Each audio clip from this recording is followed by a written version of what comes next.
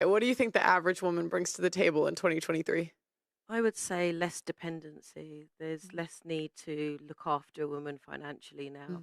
They're two, in fact, combined, they're stronger together, and I think that's the beautiful thing about modern times is that they're more powerful. Do you think that's as a unit? Do you think it's a good thing that women are more independent?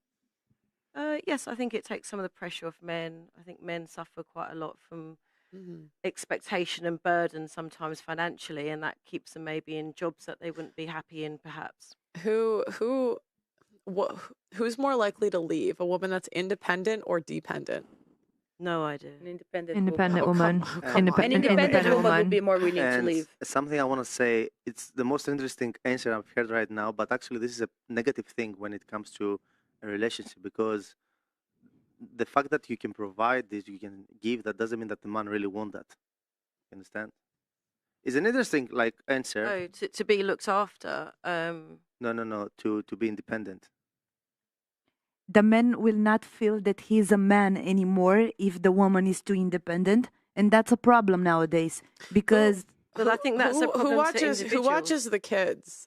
If the woman's independent and works, who watches the kids? The man. The nanny. The nanny. No, the school, the institution who's going to program them and brainwash them. The parents and the grandparents. If a man watching the kids... In a family tree, in a family system, you're not going to trust anybody besides family.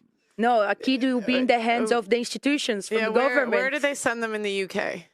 School. Nursery. And? Where they will get the explanation. Come on, you know the answer. And? School and? Clubs, nurseries. Yeah, nursery, yeah. That's terrible. What's better for a kid? The parents watching them or the strangers watching them? I mean, I'm going to come here as a teacher now. I'm going to say that depends, because some parents don't do shit with their kids, and they literally just put them behind TV, put them behind an iPad. And if they go to an after-school club, there's actually going to be professionals who actually do activities with the children. So I know I'm not allowed to say the word, but. Is it the majority? Is it generally better for strangers to watch the kid or the parents to watch the kid? No, the parents, logically. Generally.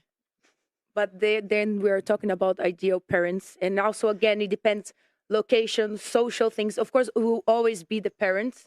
But in some cases. In general. In general, it should be parents. I would have a child I want. Logical answer. Do you think it's funny? It's funny. Guys, I'm just curious. In general, who's it better to watch the kids? A stranger or the parent? I'm just curious. Logically, parents, family, anybody that's in the bloodline. Okay, what do you think? Parents, what do you think? Yeah, I think that, first of all, I need to say that all the questions are pretty straightforward.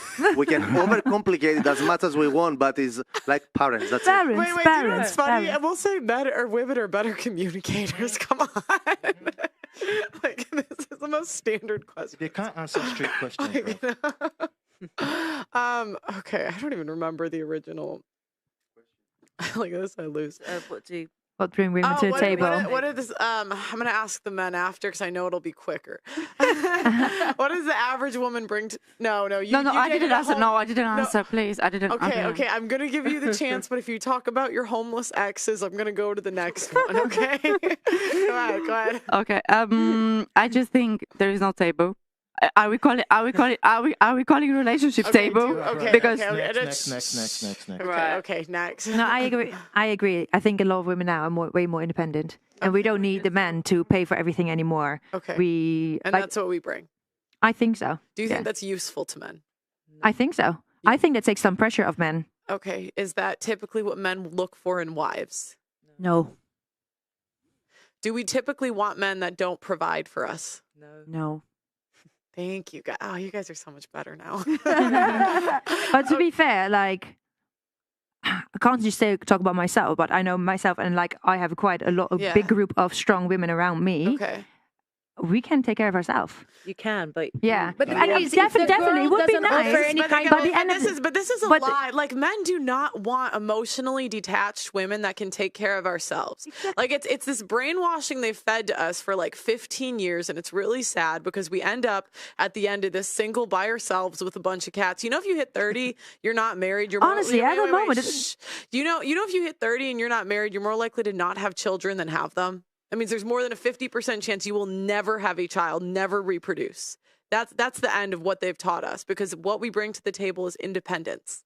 But why is reproducing so important? Exactly. Why is it still now that it has to happen? Well, it doesn't have to happen, but 80% of women said they wanted it to happen before. Because and women are more depressed. Like, you know how lonely it is when your looks go. Life is lonely. Like when your looks go and you don't get attention from men like you used to, you don't get help from men like you used to. People don't talk to you on the street like you used to. It is lonely if you do not have a family around you.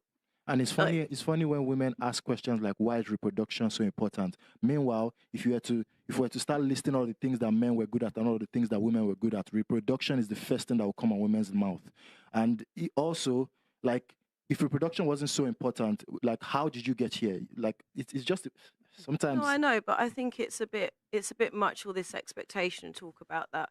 I mean, I just had surgery and I can't have children, and I don't feel differently about myself. I don't want people to look at me differently, and I think it's almost offensive these days for everyone to expect that women must want kids or to be part of that. But that's circle. conflating the general topic with your personal circumstance, because you didn't say, why is reproduction so important to me? You said, why is reproduction so important? In general. Yeah, because So I general, do think it's important for the human race to continue.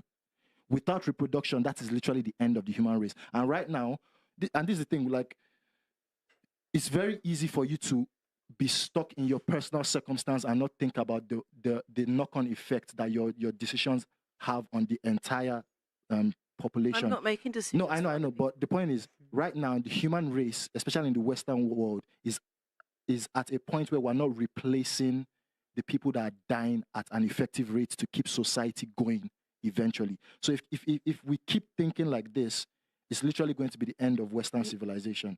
So when people say, "Oh, why is this important? Why is this so important?" It's really like, yeah, if you look at it from your point of view, it might not be that important, but on a general scale, the fact that you live in society runs because there are some men that really don't want to get up in the morning at 6 a.m. that need to go and run the trains. Society runs because there are some men that really don't want to, but they have to go and do the plumbing. Society runs because there are some men that really don't want to, but they have to go on oil rigs in the high sea, risk their lives, and make sure that you have oil to run your gas and all of this stuff.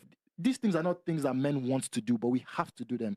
But the one thing that women claim is God's given power to them, which is reproduction, which is what they know that they can do that men can't do, that's the one thing you're still failing at doing. So it's just funny because women only want to like make use of those arguments when it benefits them, but when it, like Pearl pointed out, when it makes them look bad, then automatically there are these reasons why it's not important or why we should all have a say. It's just weird. And the truth of the matter is, when women don't have kids, we get depressed. Single childless women are on antidepressants at a higher rate than anyone else. It's right after our looks go, we get pretty sad. Because now we're not attractive to men anymore. They're starting to not even want to sleep with us, barely. And then we're just by ourselves at Christmas. It's not a happy, bright future. It's pretty sad. I'm pro kids, and I think I want to have a big family. And I hate when people say like, oh, it's too expensive to have a child. I'm like, poor people have more kids than rich people. Yeah, that's true. So I see this is the first thing that I hear. So I always say like, people have kids. But that's what I realized. They train us. Yeah. They first tell us to go after a career, and women are so easy to propagate, so we do. And then they tell us you can't afford to have kids, which isn't even true. I've talked to women that were stay-at-home moms on a single salary.